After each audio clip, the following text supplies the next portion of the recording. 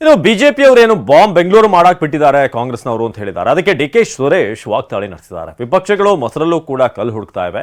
BJP ವಿರುದ್ಧ ಸಂಸದ ಡಿ.ಕೆ. ಸುರೇಶ್ ಏನು ಹೇಳಿದ್ರು ಬನ್ನಿ ನೋಡೋಣ.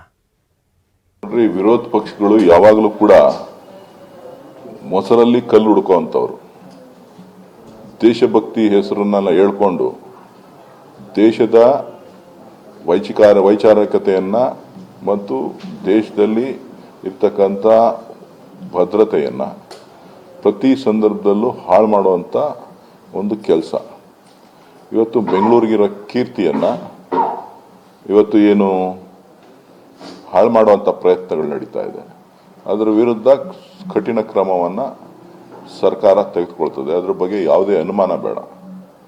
ವಿರೋಧ ಪಕ್ಷದ ನಾಯಕರಾದಂಥ ಅಶೋಕ್ ಅವರು ಬಾಂಬ್ ಬೆಂಗಳೂರು ಅಂತಕ್ಕಂಥ ಹೆಸರೇನು ಕೊಟ್ಟಿದ್ದಾರೆ, ಅದು ಅವರಿಗೆ ಸರಿನಾ ಅಂತಕ್ಕಂಥದ್ದನ್ನ ನಾನು ಪ್ರಶ್ನೆ ಮಾಡ್ತೇನೆ.